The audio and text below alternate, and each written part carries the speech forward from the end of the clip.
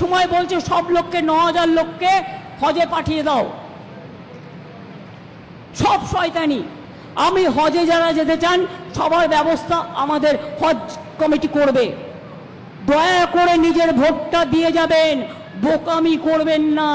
যদি ভোট না দিয়ে যান, যারা যেতে চান, যাদের পারমিশন আছে, কথা দিচ্ছি হজ কমিটি দেখবে। কিন্তু ভোট না দিয়ে কেউ যাবেন না, গেলে আপনাকে এনআরসি করে দেশ থেকে বিতাড়িত করবে, তখন কিন্তু আমায় দোষ দেবেন না।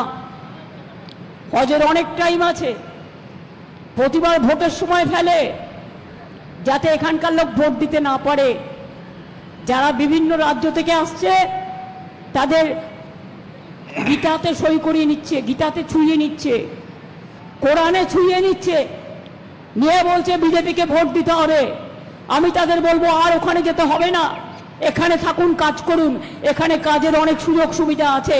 আপনাকে ছোঁয়ালো বলেই আপনি ওটা বিশ্বাস করে নিলেন, মসজিদে গিয়ে যান আল্লাহ তাআলার কাছে দোয়া মেঙে এসে বিজেপির বিরুদ্ধে, বিজেপিকে ভোট দেবেন না, তৃণমূলকে ভোট দেবেন।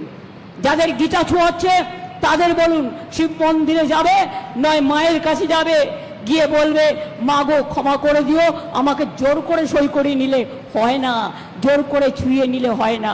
মানুষের অধিকার এভাবে কাড়া যায় না। আপনার পরিবার পরিজন সবাই এখানে থাকে। আর এদের যুদ্ধ জাহাজের কি প্রয়োজন ছিল? সাজুয়া গাড়ি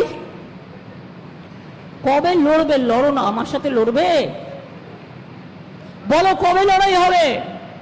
একটা লড়াই হয়ে যাক এই আমডাঙ্গার মাঠে, নিয়ে এসো তোমার সাজুয়া গাড়ি, আমি একা থাকবো, আমি দেখবো তোমার সাজুয়া গাড়ির কত জোর আর আমার মানুষের কত জোর।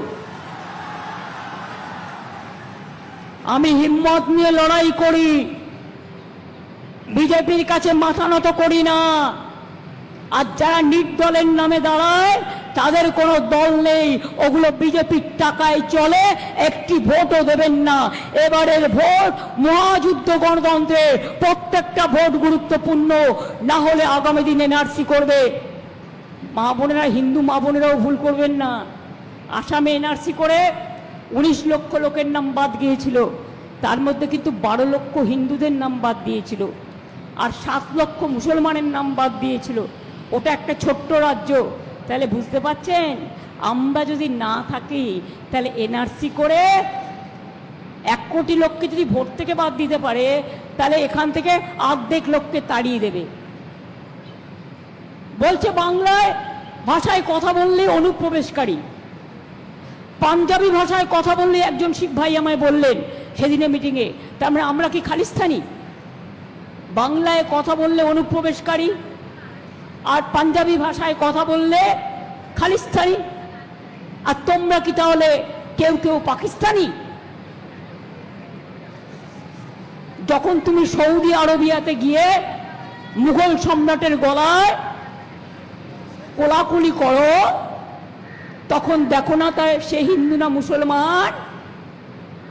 যখন তুমি দুবাই যাও, কোলাকুলি করে একসাথে খাও, তখন দেখো না হিন্দু কিংবা মুসলমান?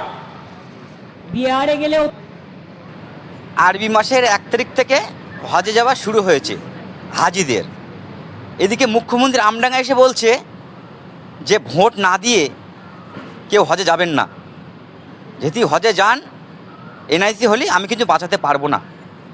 আরে মুখ্যমন্ত্রী, আপনি বলুন তো বুকি হাত দিয়ে, আপনি মিথ্যে আর কত মিথ্যা বলবেন? আমাদের কোথায় বাঁচিয়ে রেখেছেন? সংখ্যালঘুদের, মুসলিমদের কোথায় বাঁচিয়ে রেখেছেন? আপনি একের পর এক সবই করে দিলেন। এনআইসি হতে দেবো না, আমি বেঁচে থাকতে, হ্যাঁ আমি হতে দেবো না, সেটা হয়ে গেল। আমাদের গোরস্থানা, কবরস্থান, ঈদগাহ, মসজিদ সবই চলে গেল, হাত থেকে আমাদের চলে যাচ্ছে। তুমি এখন আমাদেরকে বলছো যে তোমরা ভোট না দিয়ে হজে যাবেন না, আমি বাঁচাতে পারবো না এনআইসি হলে।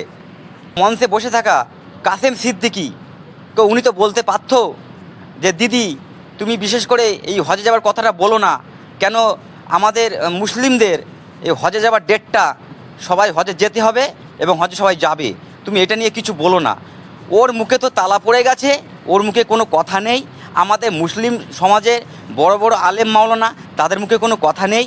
যে দিদি না এসব কথা বলা যাবে না, আমাদের হজ আমাদের ধর্মেও এটা আমাদের হজ করতেই হয়, আমাদের করব, আমরা হজে যেতেই হয়, আমরা যাব, এ নিয়ে আপনি কিছু বলবেন না?